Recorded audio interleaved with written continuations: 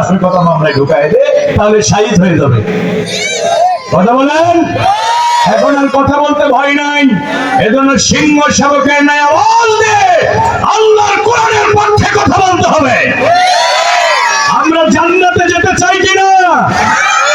সবাই জান্নাতে যেতে চায়। এবং জান্নাতে যেতে গেলে ঈমান নিয়ে কবরে যেতে হবে। বেঈমান হয়ে যদি কেউ মারা যায়, সে জান্নাতে যেতে পারবে না। সে যদি খানায় কাবার ইমাম হয়, তারপরে যদি বেঈমান হয়ে মারা যায়, তার জন্য আর জান্নাতে যাওয়ার সব রাস্তা বন্ধ। আমার কথাগুলো খুব ভালো করে শোনেন, সব দল মত নির্বিশেষে সব মানুষগুলো শুনবেন। একজন বেঈমানও জান্নাতে যেতে পারবে, কারণ বেঈমানদের জন্য আল্লাহর জান্নাত হারাম। হারাম করেছে কে? ইন্নী হারামতুল জান্নাত আলাল কাফিরিন। দুনিয়ার একজন কাফেরও জান্নাতে যেতে পারবে না, এবং কাফেরদের জীবনের কোনো আমলও আল্লাহ কবুল করবে না। ক্লিয়ার কথা। দুনিয়া পরিমাণ আমল আপনি করেছেন, মসজিদ তৈরি করেছেন একাই, কারোর কাছ থেকে সহযোগিতা নেন নাই। একটা মাদ্রাসা একাই পরিচালনা করেন, একবার না 10 বার হজ করে এসেছেন, 5 ওয়াক্ত সালাত আদায় করেন, তাহাজ্জুদের নামাজও ছাড়েন না। এখন আপনি যদি বেঈমান হয়ে মারা যান কোনো কারণে, তাহলে আপনার এই যে নেক আমল আল্লাহ হাশরের ময়দানে মিজানের পাল্লায় ওজনই দেবে না। ফালা নুকাইমু লাহুম ইয়াওমাল কিয়ামাতি ওয়াজনা। কোন বেঈমানের নেক আমল মিজানের পাল্লায় উঠানো হবে না। এই কথা কার? তাদের আমল কি হবে? আল্লাহ বলছেন, وقدمنا إلى ما عملوا من عمل فجعلناه هباء منثورا। বেঈমানদের সব নেক আমল আমি আল্লাহ পথের ধুলা বানিয়ে বাতাসে মিশিয়ে দেব। এই কথা কার? সূরা ফুরকান 23 নম্বর আয়াত। এরপরে আল্লাহ সূরা মাইদার ভিতরে বলছেন, وَمَن يَكْفُرْ بِالْإِيمَانِ فَقَدْ حَبِطَ عَمَلُهُ। যারা ঈমান আনতে অস্বীকৃতি জ্ঞাপন করবে, আমি আল্লাহ তাদের সারা জীবনের নেক আমল বাতিল করে দেব। وَهُوَ فِي الْآخِرَةِ مِنَ الْخَاسِرِينَ। আর আখিরাতের অনন্তকালের জীবনে তারা ক্ষতিগ্রস্ত হবে। কথা কার?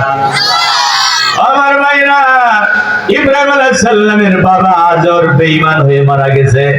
বলেন তো, ইব্রাহিম আলাইহিস সালাম মুসলিম জাতির পিতা হওয়ার পরেও তিনি কি তার বাবাকে জান্নাতে নিতে পারবেন? বাবা আজর ছেলেরে ডাকতে বলল, আমার ইব্রাহিম, আমারে বাঁচাও, আমারে বাঁচাও।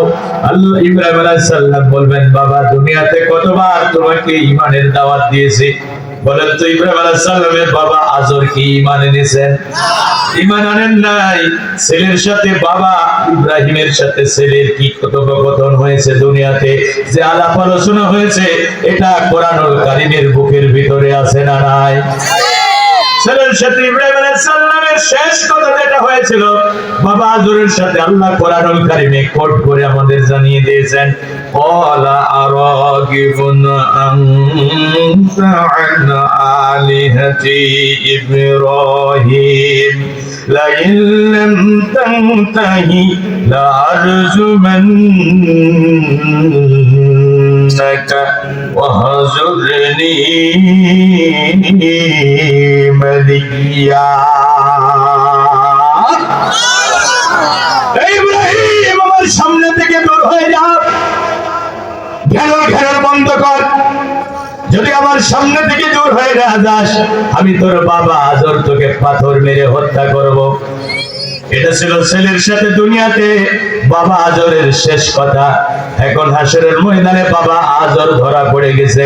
ছেলে ইব্রাহিমকে ডেকে বলে, ছেলে ইব্রাহিম, আমার কলিজার টুকরা, আমারে বাঁচাও, আমারে বাঁচাও।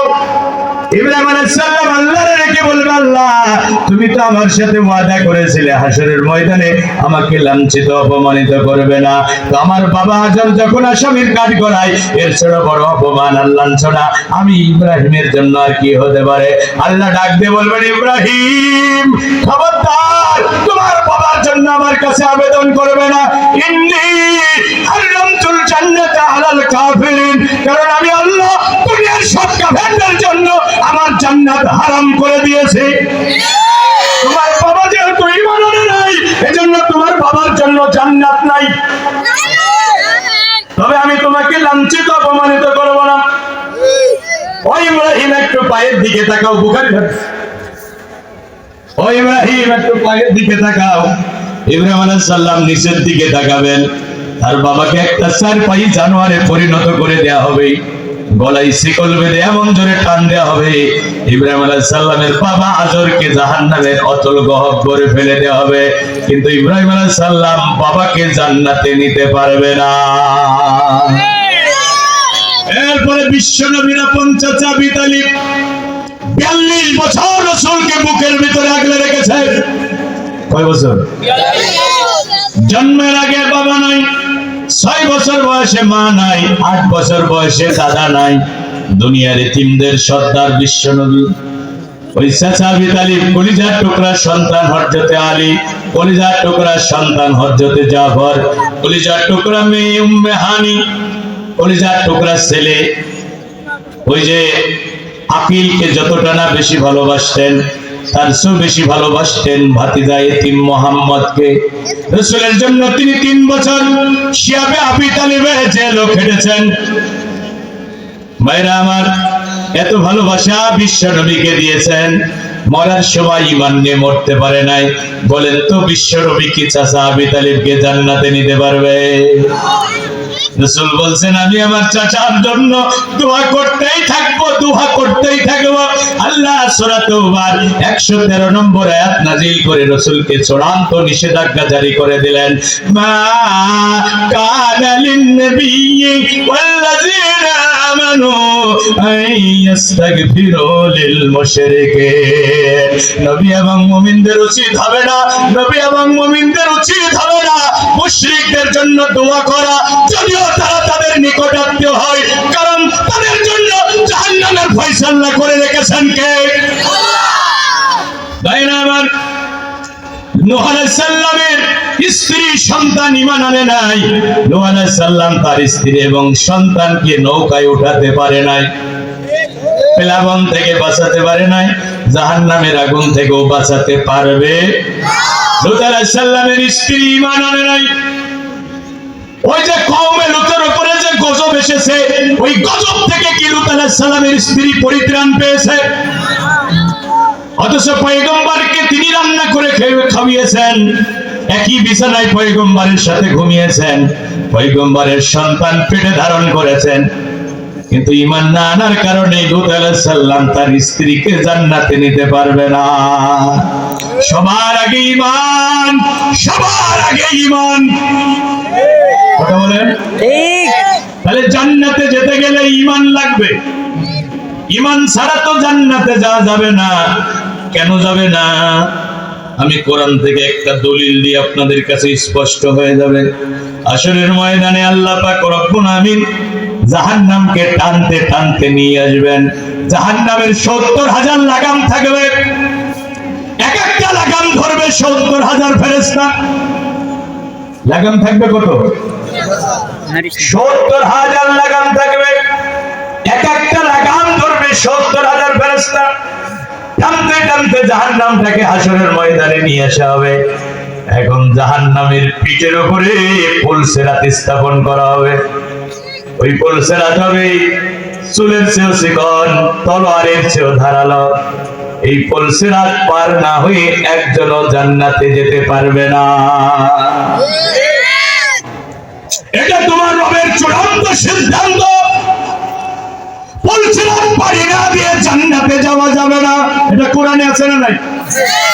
আমি আজগবি কিসসা কাহিনী বলা একেবারে পছন্দ করি। কোরআনুল কারীম আল্লাহ বলেন, ওয়া ইন মিনকুম ইল্লা ওয়ালিদুহা কানা আলা রাব্বিকা হাতমান মাকদিয়া। কোনটা চেপে যাচ্ছে? তোমার রবের চূড়ান্ত সিদ্ধান্ত হলো, তোমার রবের চূড়ান্ত সিদ্ধান্ত হলো বলছিলাম বাড়ি না দিয়ে একজনও জান্নাতে যেতে পারবে না। বলছে কোথায় হবে? জাহান্নামের পিঠের উপরে। কোথায় কোথায়? এখন জাহান্নামটা আলোকিত হবে না অন্ধকার হবে? জাহান্নামের আগুন আল্লাহ তৈরি করলেন, 1000 বছর জ্বালালেন, জাহান্নামের আগুন রক্তিম বর্ণ ধারণ করলো। এরপরে আবার 1000 বছর জ্বালালেন, সাদা বর্ণ ধারণ করলো। আবার 1000 বছর জ্বালালেন, এবার জাহান্নামের আগুন নিকষ কালো অন্ধকার হয়ে গেল। এখন এই নিকষ কালো অন্ধকার জাহান্নামের উপরে চুলের চেয়েও চিকন, তলোয়ারের চেয়েও ধারালো পুলসিরাত যদি স্থাপন করা হয়, বলেন তো আলো ছাড়া কি খুঁজে পাওয়া যাবে?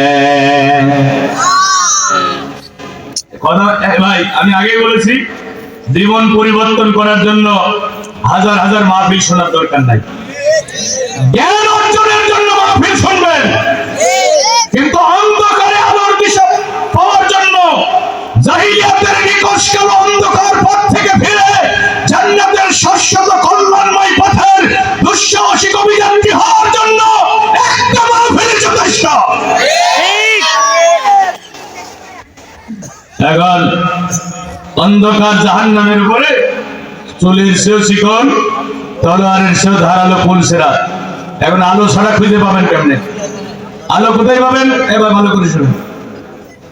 বলবেন আমার ছেলেরা, বলবো আমি যখন মারা যাব আমার কাপড়ের ভিতরে একটা টর্চ লাইট দিয়ে দিবি, নাকি সুযোগ আছে? কোথায় আলো পাবেন? সূরা হাদীদ পড়ে দেখেন, সূরা হাদীদ পড়ে দেখেন। কোরআনুল কারীমে আমার আল্লাহ বলেন, ইয়াউমা তারাল মুমিনিনা ওয়াল মুমিনাতি ইয়াসআ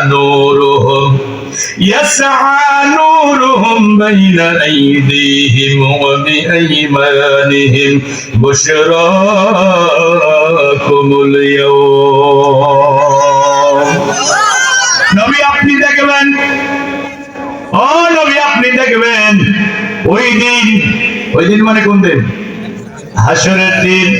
যারা মুমিন পুরুষ এবং নারী, এখানে কিন্তু মহিলাদের কথাও বাদ দেয়া হয় না।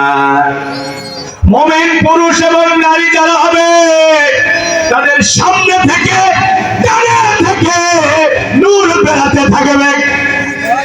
এ ভাইরা বলেন তো নূর মানে কি?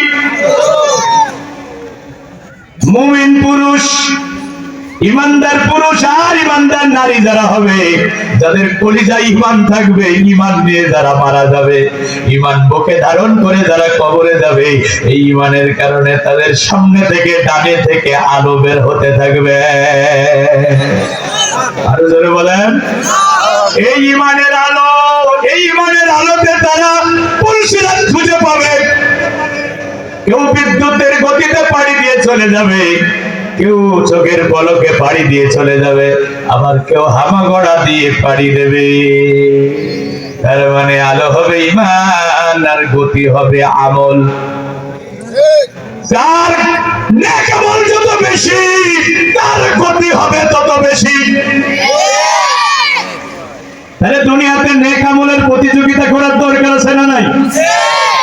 আল্লাহর নবী সাহাবীরা নেক আমলের প্রতিযোগিতাই করতেন, কিন্তু এখন আমরা ক্ষমতা, বাড়ি গাড়ি, টাকা পয়সার প্রতিযোগিতা করি। আমার ভাইয়ের ছেলেটা সরকারি চাকরি পাইছে, আমার ছেলেটার এখনো চাকরি হলো না, বাবা রাতের বেলা ঘুম হয় না।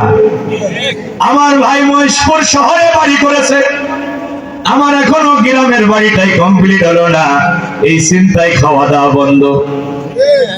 রাসূলের সাহাবীদের এই চিন্তা ছিল না, এই চেতনা ছিল না। আমার ভাই ইসলামের জন্য 500 টাকা দান করেছে, রাসূলের সাহাবীরা চিন্তা করতো আমি 600 টাকা দান করে আমার ভাইয়ের থেকে এগিয়ে থাকব। আমার ভাই মাসে 10টা নফল রোজা রাখে, আমি 15 দিন রাখবো। বুঝছেন ভাই আমার? রাসূলের সাহাবীরা নেক আমলের প্রতিযোগিতা করেছে, আর এখন আমাদের টাকা পয়সা অর্থ সম্পদের প্রতিযোগিতা। যার আমল যত বেশি হবে পুলসিরাতে তার গতি তত বেশি হবে। তাহলে ঈমান হবে আলো আর নেক আমল হবে গতি।